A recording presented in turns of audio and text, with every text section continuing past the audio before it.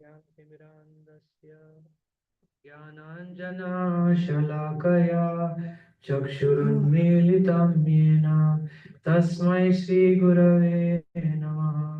श्रीचैतन्यमनोभीष्टं स्थापितं येन भूतले स्वयं रूपकदा मह्यं ददाति स्वपदान्तिकं वन्देऽहं श्रीगुरु श्रीयुतापदकमलं श्रीगुरून् वैष्णवांश्च श्रीरूपं साग्रजातं सहगणरघुनाथान्वितं तं सजीवं साद्वैतं सावधूतं परिजनसहितं कृष्णचैतन्यदेवं श्रीराधा कृष्णपादान् सहगणललिता श्रीविशाखान्वितांश्च हे कृष्ण करुणा सिन्धु दीनबन्धो जगत्पते गोपेश गोपिकान्त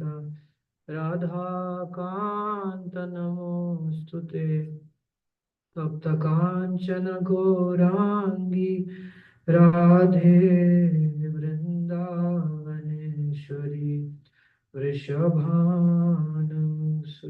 देवी प्रणमामि हरिप्रिये वाञ्छाकल्पतरुभ्यश्च कृपा सिन्धुभ्य एव च पतितानां पावनेभ्यो वैष्णवेभ्यो नमो नमः। श्री कृष्ण चैतन्य प्रभु नित्यानंद श्री अद्वैत गदाधर श्रीवासादि गौर भक्त वृंद हरे कृष्ण कृष्ण कृष्ण हरे हरे हरे राम राम राम हरे हरे मुखं करोति वाचालं पङ्गुं लङ्घयते गिरिं यत्कृपातमहं वन्दे श्रीगुरुं दीनतारिणं परमानन्दमाधवं Sri Chaitanya ईश्वरम्. So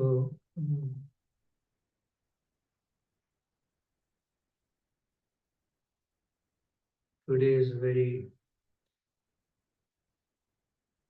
it's a very happy day and at the same time very sad also. So today actually is the day that His Holiness Gopal Krishna Maharaj, um, today is the day actually um, he entered the eternal pastimes of the Lord and went back to Srila Prabhupada. So the reason why I'm saying it's happy and at the same time it is sad also because it's like Lord Chaitanya says, Lord Chaitanya Mahaprabhu says, Chaitanya Charitamrita, that of all the kinds of suffering uh, possible for a devotee, actually possible for any living entity practically, is actually the separation from a devotee. So those who have had the close association of a pure devotee, separation from that pure devotee is the greatest pain. And that pain is not because of any material comfort or any material name or fame, but it's because a pure devotee, when he's present on the planet, by the power of his pure devotion, there is Shreya Kairava Chandrika, there is a lot of auspiciousness and lot of soothing shelter which he gives to the living entities um, by the by the presence of Krishna, because a pure devotee invokes the presence of Krishna. So when such a personality disappears, it's almost as if you know Krishna's presence is no more felt by those who are very close to that pure devotee. So, in that sense, there is a void, there is a vacancy, uh, and actually, in Vaishnavism, according to our acharyas, actually, uh, crying in separation from a pure devotee, um, crying in separation from his presence is actually um, not different than crying for Krishna. So it's very purifying, it's very sobering, and it helps also to bring about genuine detachment from anything which is not related to the pleasure of that pure devotee. So if one is attached to a pure devotee, naturally one will be attached to those things that give him pleasure. And naturally one will become detached. The more he is attached to that pure devotee, he will become detached from those things which will please him. So in that way, it's very powerful and very purifying for one's Krishna consciousness. It's brings great determination. It's like um, mm, just Narad Muni. I was reading yesterday when his mother uh, was left untimely when she was bitten by a snake. He actually developed detachment from this world. So it's very powerful and purifying and helps one to actually become very eager to ultimately go back to Godhead, because that is the only place where we can meet our spiritual master, we can meet Srila Prabhupada again. So today's class, take the blessings of His Holiness Gopal Krishna Maharaj, His Grace Kishore Prabhu, all the devotees present. I pray that I can speak something which can please the devotees. Om Namo Bhagavate Vasudevaya.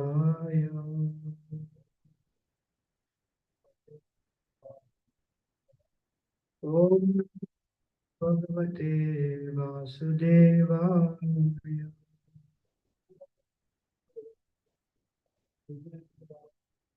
Om Namo Bhagavate Vasudevaya.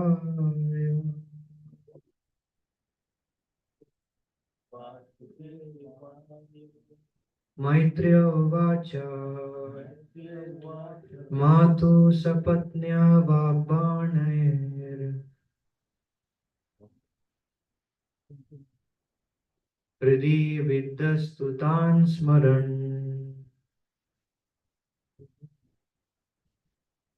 Naichan Mukti Pater Muktim Tasmat Tapam Upeyivan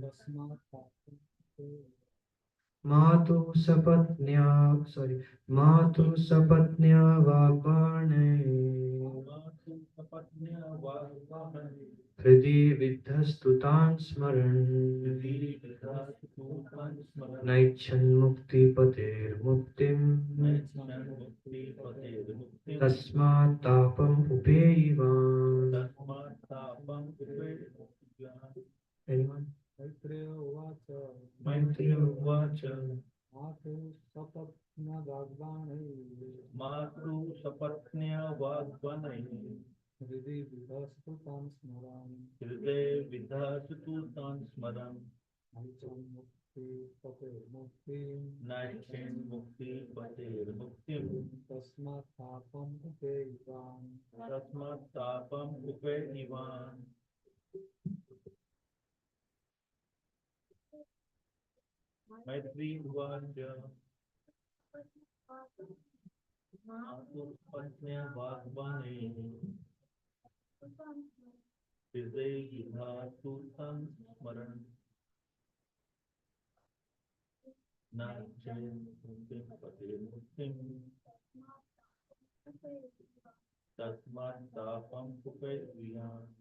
Maitreya Vacha Maitreya Vacha The great sage Maitreya replied, Matu, of his mother, Sapatnyaha, of the co-wife, Vak Bane, by the arrows of harsh words, Hridi, in the heart, Vidha, pierced, Tu, then, Tan, all of them, Smaran, remembering, Na, not, Aichat, desired, Mukti Pate, from the Lord, whose lotus feet give liberation. Muktim, salvation. Tasmat, therefore, tapam, grief. Upeivan, he suffered.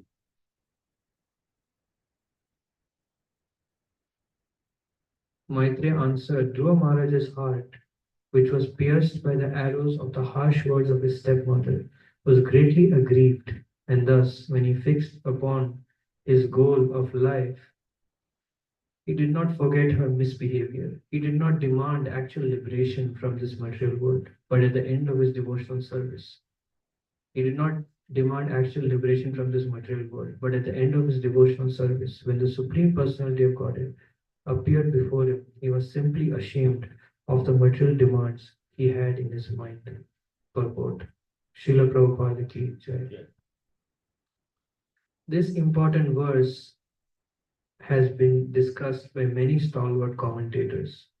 Why did Dhruva Maharaj, why was Dhruva Maharaj not very pleased even after achieving the goal of life he desired? A pure devotee is always free from any kind of material desires. In the material world, one's material desires are all most demoniac. One thinks of others as one's enemies, one thinks of revenge against one's enemies, one aspires to become the topmost leader or topmost person in this material world, and thus one competes with all others. This has been described in the Bhagavad Gita. This has been described in the Bhagavad Gita, 16th chapter is Asurik. A pure devotee has no demand from the Lord. His only concern is to serve the Lord sincerely and seriously, and he is not at all concerned about what will happen in the future. In the Mukunda Mala Stotra, King Kulashekar, author of the book, states in his prayer, My dear Lord, I don't want any position of sense gratification within this material world.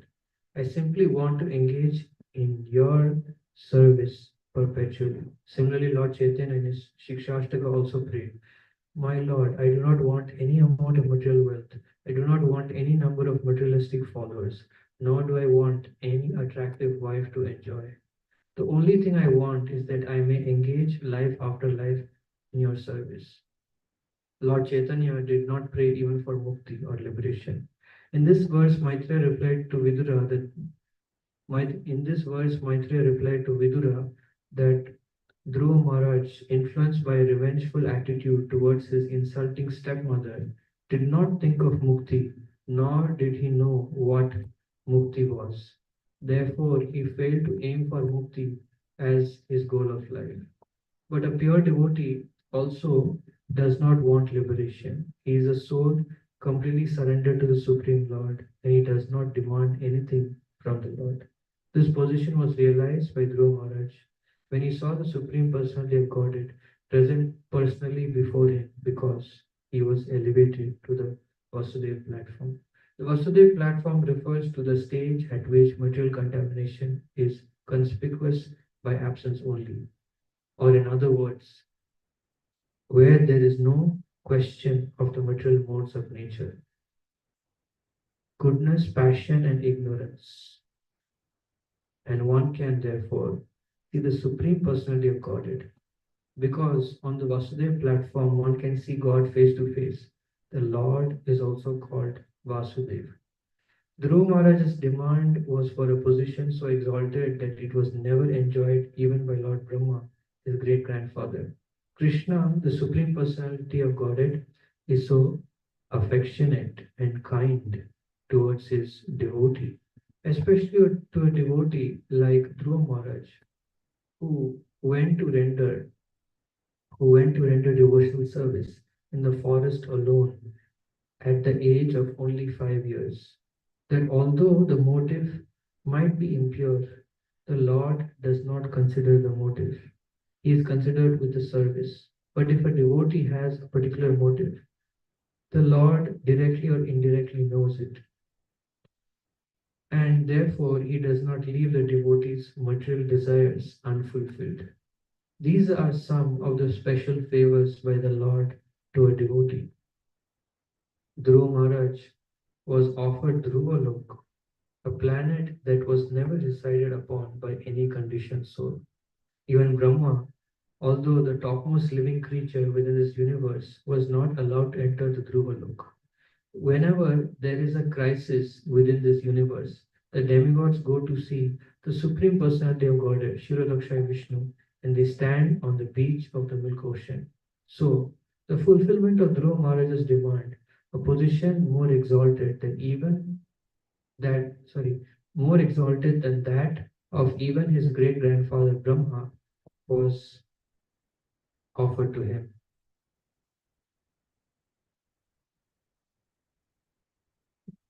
Here in this verse, the Lord is described as Muktipati, which means one whose lotus feet there are all kinds of mukti. There are 5 kinds of mukti: Sayujya, Sarupya, Salokya, Samipya, and Sashti. Of these 5 muktis, which can be achieved by any person engaged in devotional service to the Lord, the one who is known as Sayujya is generally demanded by Mayavadi philosophers. They demand to become one with the impersonal Brahman effulgence of the Lord. In the opinion of many scholars, this Sayuja Mukti, although counted among the 5 kinds of Mukti, is not actually Mukti, because from Sayuja Mukti one may again fall down to this material world. This information we have from Srimad Bhagavatam 10 to 32, wherein it is said, Patanti Adaha, which means they again fall down. The monist philosopher, after executing severe austerity, the monist philosopher, after executing severe austerity, merges into the impersonal effulgence of the Lord. But the living entity always wants reciprocation in loving affairs. Therefore, although the monist philosopher is elevated to the status of being one with the effulgence of the Lord, because there is no facility for associating with the Lord and rendering service unto Him, he again falls down to this material world, falls into this material world, and his service propensity is satisfied by materialistic welfare activities like humanitarianism, altruism, and philanthropy. There are many instances of such fall downs, even for great sannyasis in the Mayavad school. Therefore, Vaishnava philosophers do not accept Sahaja Mukti to be within the category of Mukti. According to them, Mukti means transferal to the loving service of the Lord from one's position of serving Maya. Lord Chaitanya also says in this connection that the constitutional position of a living entity is to render service to the Lord. That is real Mukti. When one is situated in his original position, giving up artificial positions, he is called Mukta, or liberated. In the Bhagavad Gita, this is confirmed. Anyone who engages in rendering transcendental loving service to the Lord is considered to be Mukta or Brahma Bhuta. It is said in Bhagavad Gita that a devotee is considered to be on the Brahma Bhuta platform when he has no material contamination. In the Padma Puran, this is also confirmed. Mukti means engagement in the service of the Lord. The great sage Maitreya explained that Dhruva Maharaj did not desire in the beginning to engage in the service of the Lord, but he wanted an exalted position, better than his great grandfathers. This is more or less not service to the Lord, but service to the senses. Even if one gets the position of Brahma, the most exalted position in this material world, he is a conditioned soul. Srila Prabhupada Saraswati says that if one is elevated to real pure devotional service, he considers even great demigods like Brahma and Indra to be on an equal level with an insignificant insect. The reason is that an insignificant insect has a desire for sense gratification, and even a great personality like Lord Brahma also wants to dominate this material nature. Sense gratification means domination over material nature.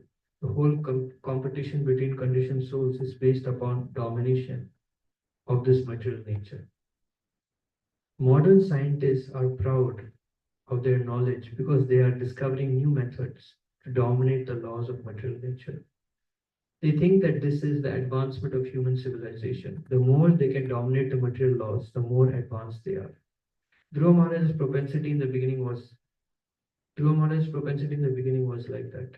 He wanted to dominate this material world in a greater position than Lord Brahma. Therefore, elsewhere it is described that after the appearance of the Lord, when Dhruva Maharaj thought and compared his determination to his final reward, he realized that he had wanted a few particles of broken glass, but instead had received many diamonds. As soon as he saw the Supreme Personality of Godhead face to face, he immediately became conscious of the unimportance of his demand from the Lord to have an exalted position better than Lord Brahma's. When Dhruva Maharaj became situated on the Vasudev platform due to seeing the Lord face to face, all his material contamination was cleared. Thus he became ashamed of what his demands were and what he had achieved.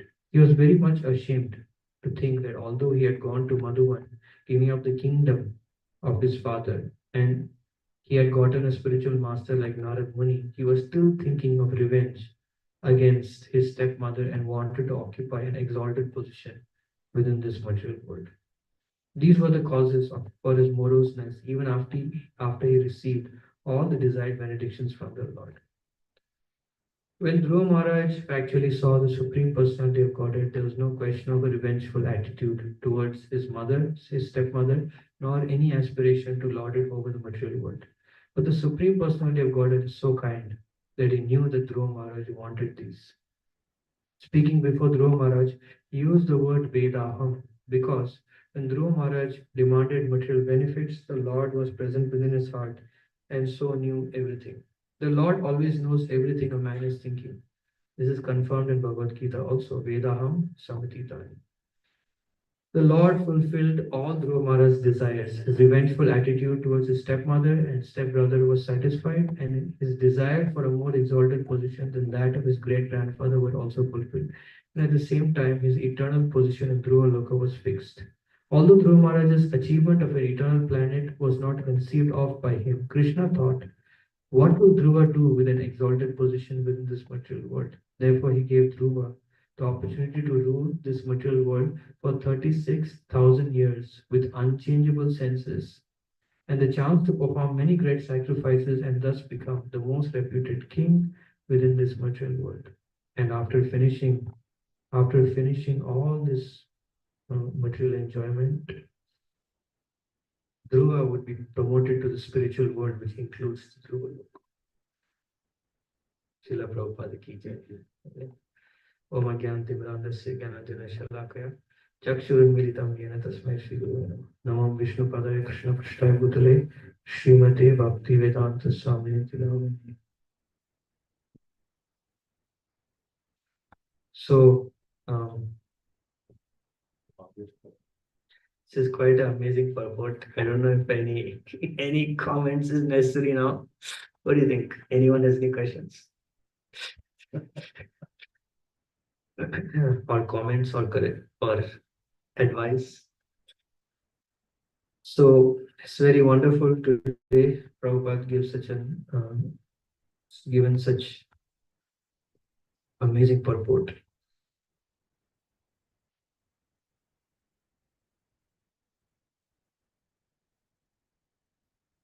So this is quite extraordinary that Dhruva is thinking that why did I pray for that? Why did I ask for that? So actually that is the symptom of a pure devotee. A pure devotee actually, he has no desire to serve his own senses. This is a pure devotee. Srila Prabhupada said that one who has no desire to enjoy Dhanam, Janam, Sundarim, and one who serves the spiritual master in all sincerity, that person is actually empowered to actually spread the message of the Supreme Lord, carry on the mission of the spiritual master. So mm, we all have the great opportunity to mm, serve, to follow the instructions of great souls, which are actually very, very special, because every instruction given by a pure devotee has the power to actually immediately take us back to Godhead. That's how powerful it is. It's extremely powerful. It's extremely powerful because anything related to a pure devotee is very dear to Krishna. Like Prabhupada gave the example that one lady, one Mataji, she was just bringing a cup of Yamuna water every day to Radha Damodar. And Prabhupada said she went back to Godhead. So I was just thinking that how easy it is to please Krishna. It's so easy to please Krishna actually. Just have to do whatever the pure devotee says. And actually, when a pure devotee sees the spontaneous service attitude, pure devotee becomes very much pleased. His Holiness Gopal Krishna Maharaj, when he first came to the movement, he was asked to clean Prabhupada's quarters. And he cleaned in such a way that Prabhupada, when Srila Prabhupada came, Prabhupada asked for him. Prabhupada said, "Who has done this? Call him." And Prabhupada was so happy with him. And when a pure devotee becomes pleased with someone, then what happens? Then that person immediately, the Supreme Personality of Godhead, becomes established within the heart. Because serving a pure devotee is not different from serving Srimad Bhagavatam. And what is the fruit of properly serving Bhagavatam? The Supreme Personality of Godhead immediately becomes active in one's heart and one's life and lights up the darkness, dissipates the darkness of the heart by lighting up the heart with the lamp of knowledge, Divya Gyan, Hriday Prakashito. So that is the power of pleasing a pure devotee. So um, when one serves, when one tries to serve the mission of the spiritual master without any desire for personal sense gratification, then one is empowered by the spiritual master to please Krishna. Because actually, all we need in our life is to please Krishna, is to love Krishna. Whether one may be famous or not famous, whether one may be successful or not, according to the eyes of this material world, ultimately, the quality of one's inner meditation, one's inner um, remembrance of Krishna is the reality. It is a reality that everyone is living in. Prabhupada Saraswati Thakur says that if the whole world spits at me, but Krishna is pleased with me, then who cares about that spitting? On the other hand, if the whole world is pleased with me, but if Krishna is not pleased, then what's the use of that so-called name and fame? So a pure devotee lives by this principle, and anyone who serves a pure devotee also has that principle imprinted within his heart. Like we see that Srila Prabhupada, this is an amazing pastime yesterday I was hearing actually, that how much Prabhupada appreciated. One day actually, there were so many sannyasis who were sitting, and Srila Gopal Krishna Maharaj was standing somewhere behind, and Prabhupada was speaking about sannyas. What is the meaning of sannyas? So one sannyas means one who is fully dedicated, mind, body, and words, to serve Krishna, and at the same time is fully detached from the material world. So Prabhupada, at the middle of the lecture, he stopped the lecture And he said, here is an example of a real sannyasi. And he called Gopal Krishna Maharaj. That time, Gopal Krishna Maharaj was a grihastha, but that day, he had specifically come that day. He had brought his, I think, first month's salary or something to give to Prabhupada. And Prabhupada said, actually, he is a sannyasi, he's more than a sannyasi.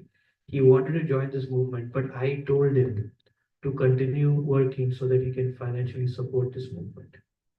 So, a real sannyasi is simply a simple devotee who lives in such a way that he can always please Guru and Krishna. Like Prabhupada says, how will one attain the success in Krishna? How can you measure your success in Krishna consciousness? Prabhupada says, how much you think of Krishna.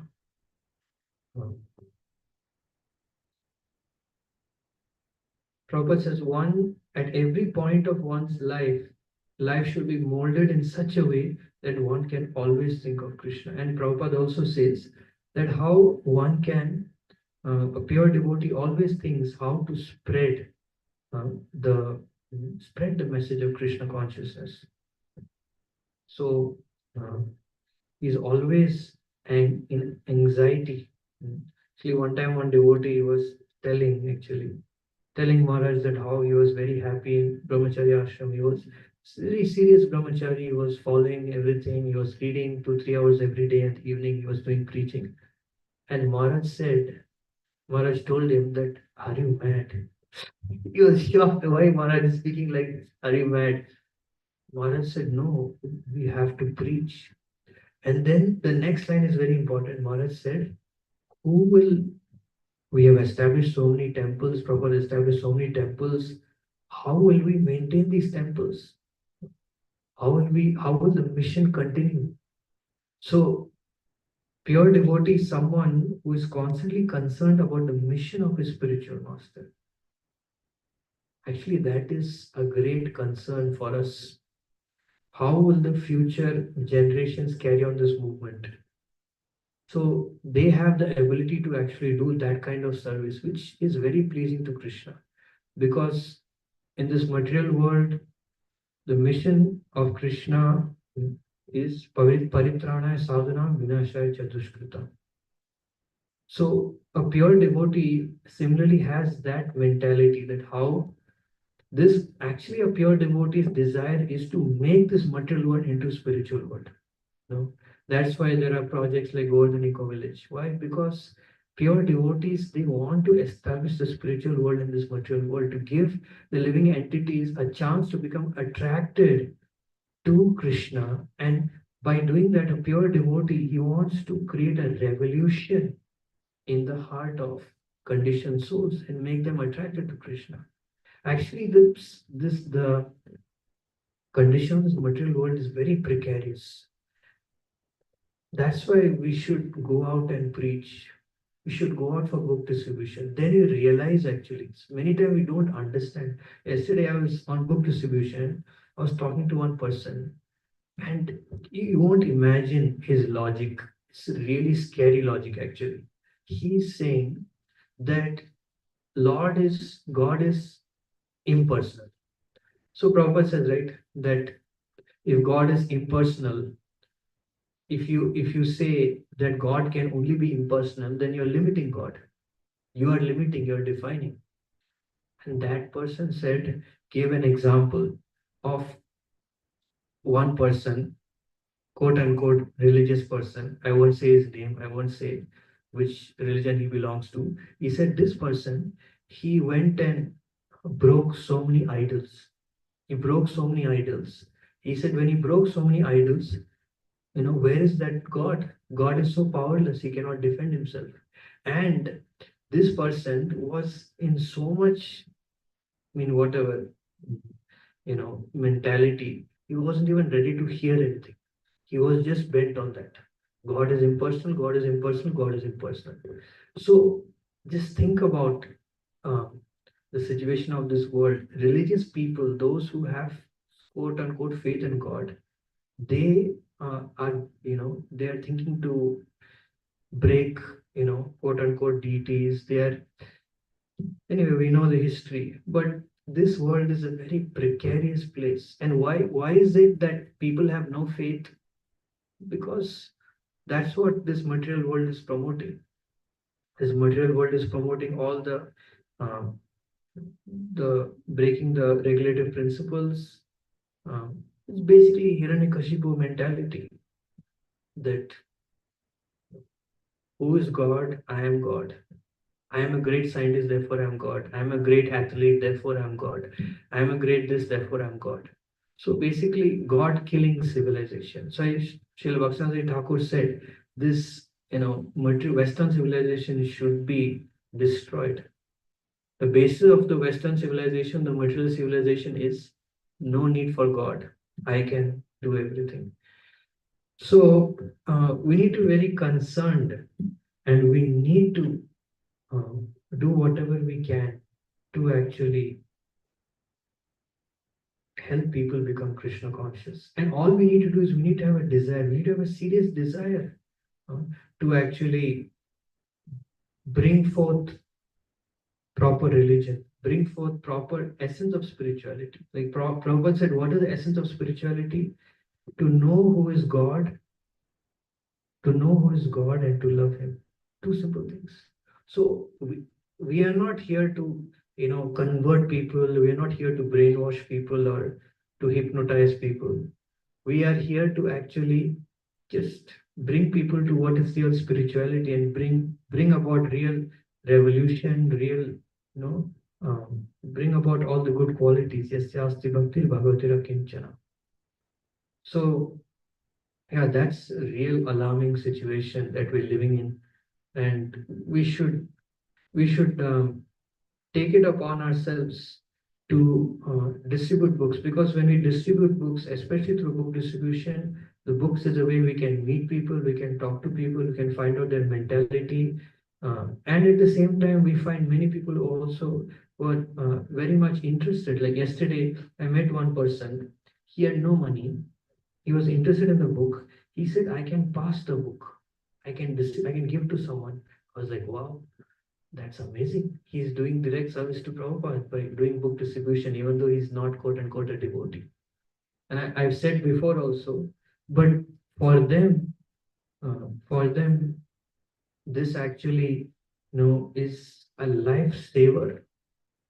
At the time of death, this will actually save their life, save them from going to hell. It's a great help for them.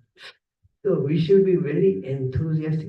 And when we meet such people, we should pray for them that Krishna, please help. Prabhupada, please help.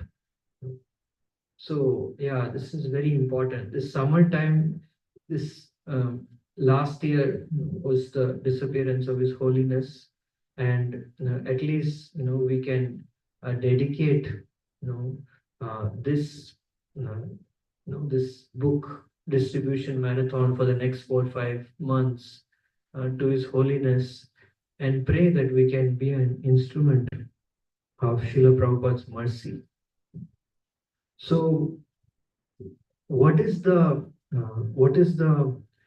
um,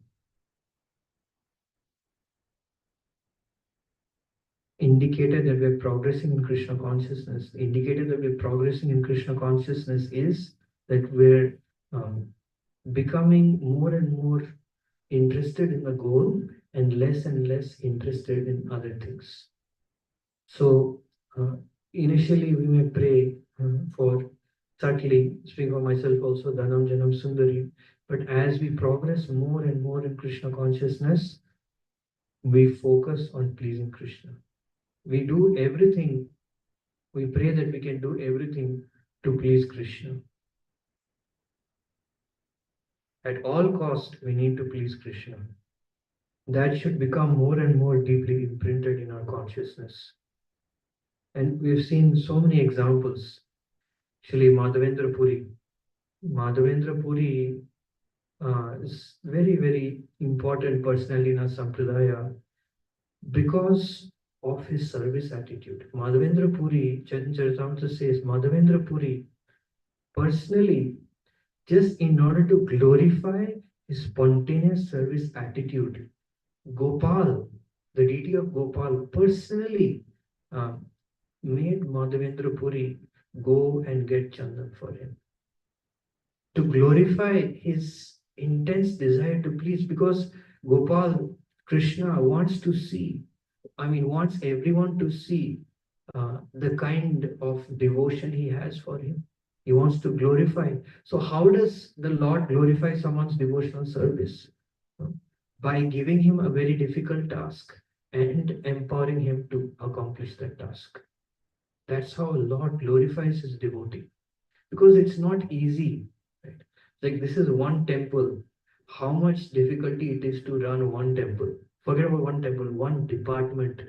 It's so difficult, that yesterday suddenly one devotee was saying that, you know, happens that he was, not available. So just asking someone to do the service, it took me like 20-25 minutes. I was a lot of anxiety.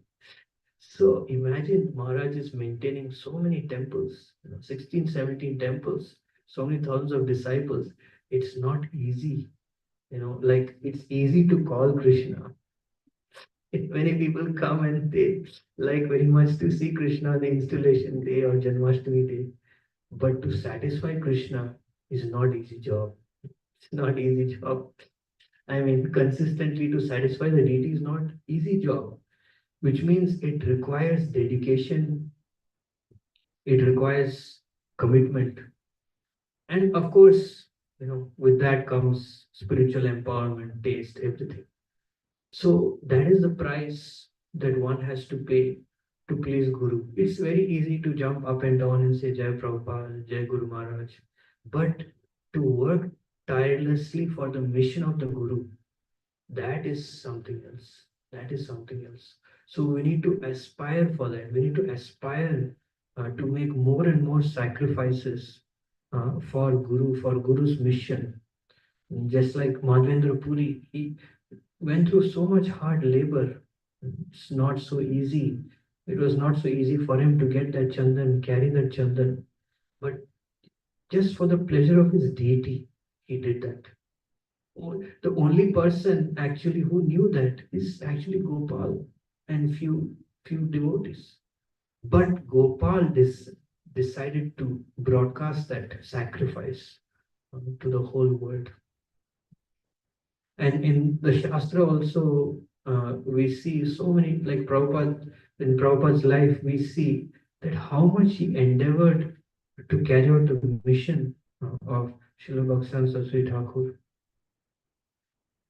And at the same time, this Prabhupada's life is incredible, because on one hand, you hear that how Prabhupada was so much um, so much deeply immersed in hearing from Guru, from chanting so many rounds, living in Vrindavan. Prabhupada did all these things. At the same time, Prabhupada used all the spiritual strength that he got from all those things to actually spread the message, spread the message, spread the message. Nobody knew what Prabhupada was doing. Nobody uh, gave any credit for what Prabhupada was doing. Prabhupada did his work in silence, in privacy. He would write at night, he would go to Delhi. Nobody would know, nobody would care even. Nobody would care if Prabhupada ate or not. No, nobody would care if Prabhupada slept or not. No. So when Prabhupada made all those sacrifices for until he came to America, very few people knew those sacrifices. Very few people acknowledged and supported Srila Prabhupada. And that is the relationship. That's why Prabhupada says that relationship between a pure devotee and the Lord is most relishable. And that's what Prabhupada's life was and is. That Prabhupada was relishing that many persons used to tell Srila Prabhupada that why you are enduring so much, you know, you're struggling to pay for the paper. Prabhupada did not have enough paper to print these books. And many times Prabhupada would somehow Prabhupada would, he would not even take, a rickshaw or Prabhupada would just walk. Prabhupada sometimes have to sacrifice his eating, his sleeping. We know that famous example. Srila Bhakti Pragyan Kishore Maharaj told Srila Prabhupada, why are you sleeping on the cold floor? It's so cold, Vrindavan. Why don't you get a simple mattress? Prabhupada said, no, my Guru Maharaj never asked me to um, use any money for for my for myself. Prabhupada, my spiritual master said, if you get money, print books. Think about this level. So on one hand, Prabhupada was doing so much austerity, but Prabhupada, we can understand or we can infer that Prabhupada was relishing that internal connection with the Lord. Because as soon as one serves the mission of a pure devotee, immediately Krishna become involved. Immediately Krishna intervenes. And Krishna does incredible things. Like I always tell people, if you have any material problem in your life, if you immediately you start taking interest in the mission of the Lord and pure devotee, that material anxiety will go away because you will start having spiritual anxiety. It's like if you suppose have a target, I want to distribute so many books. So that anxiety will always be there. Of course, not for the just for the sake of getting money or just take it and I can increase by one. But the thing is genuinely when we want people to benefit, then we're genuinely concerned. Like yesterday, I gave the example that I gave a book to a person and somehow he took the book, but I saw that his mentality was very different. He was having some very dangerous thought process. So this morning, now I was praying. So this comes as a natural consequence. Spiritual anxiety comes as a natural consequence of trying to carry out the orders of a pure devotee. So His Holiness Gopal Krishna Maharaj's whole life was full of that. Till the last day, Maharaj never stopped serving Srila Prabhupada, never stopped sacrificing his everything for Srila Prabhupada.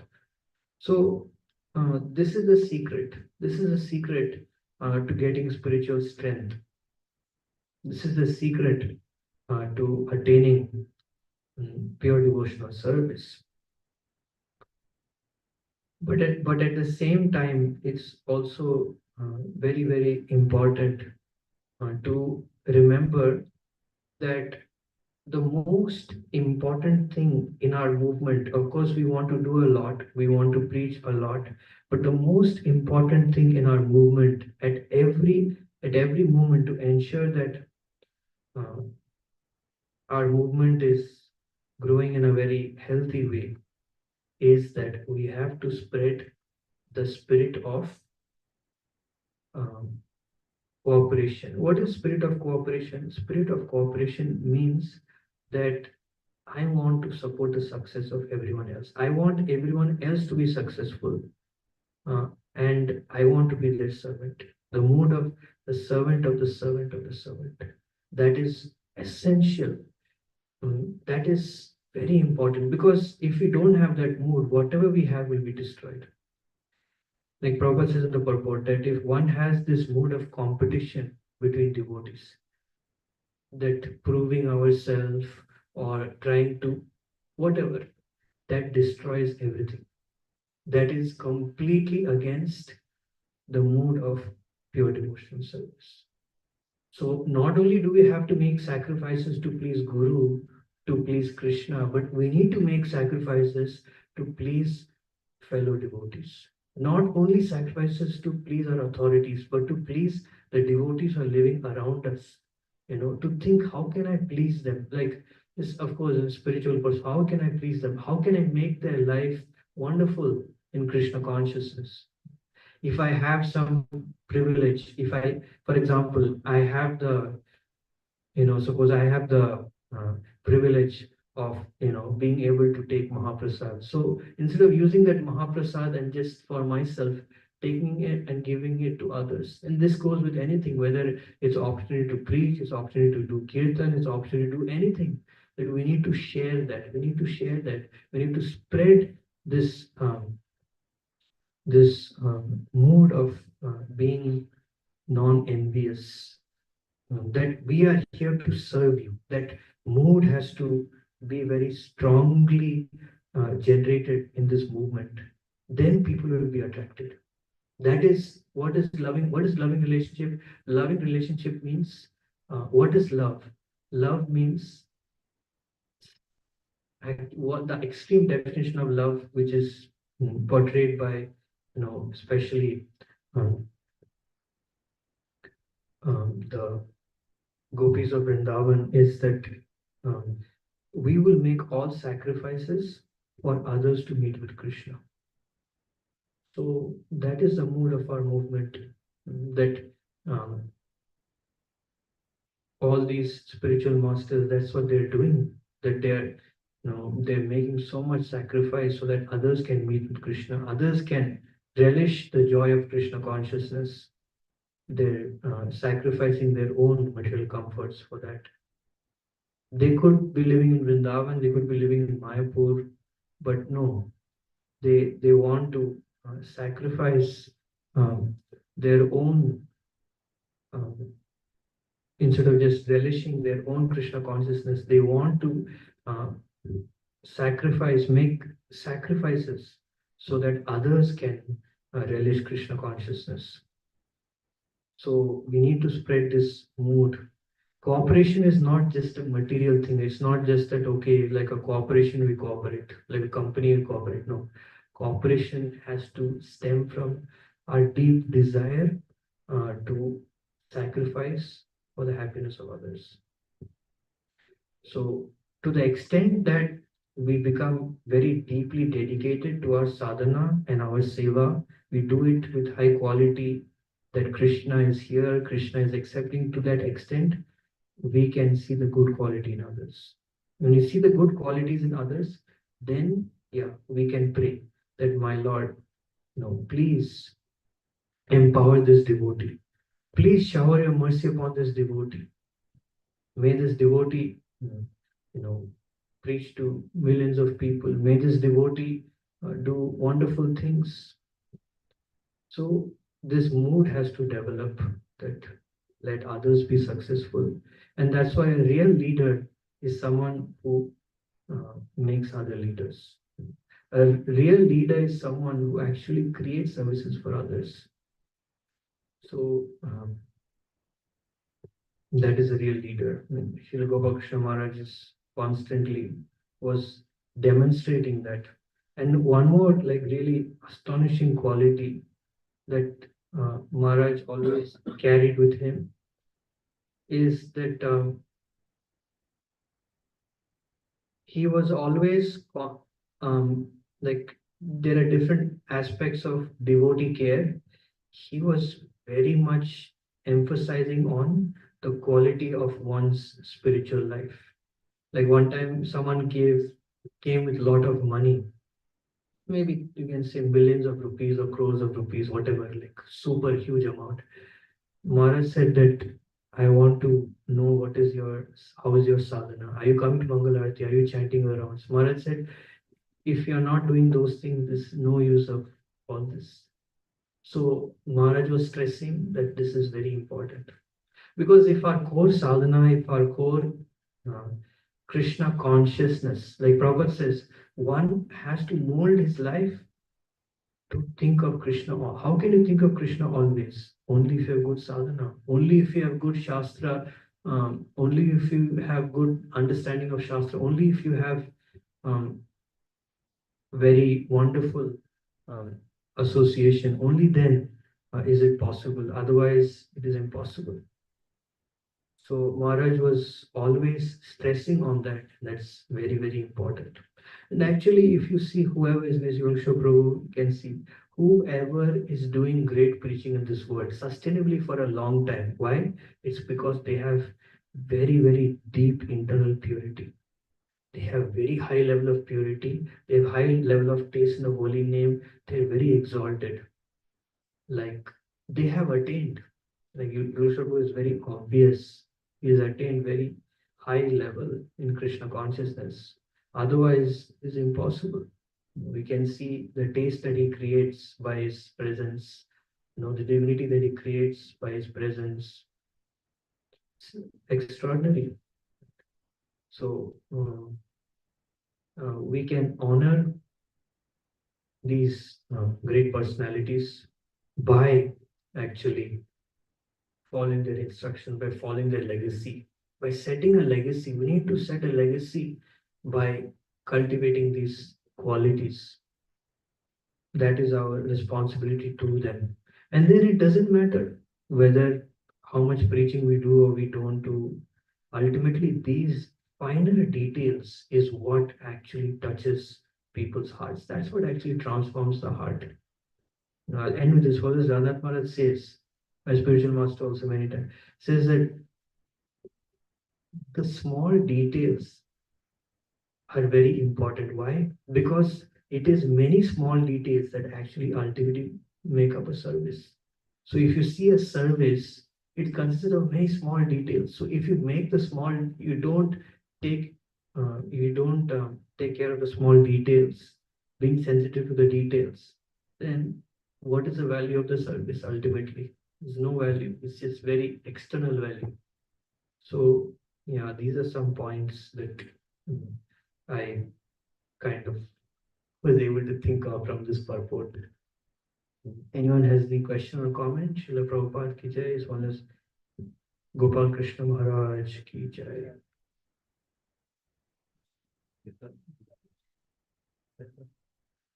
Anyone has any question or comment online?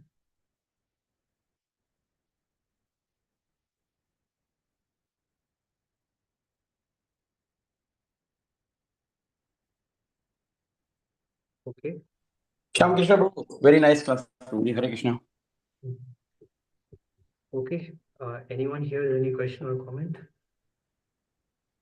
Thank you. Only by all of your mercy, I was able to speak something very unqualified. Please forgive me. Panchakalpatarubhyasya Kripasindhubhyascha Sindhubhyo च पतितानां पावनेभ्यो वैष्णवेभ्यो नमः. Devotee Vaishnava Srila Prabhupada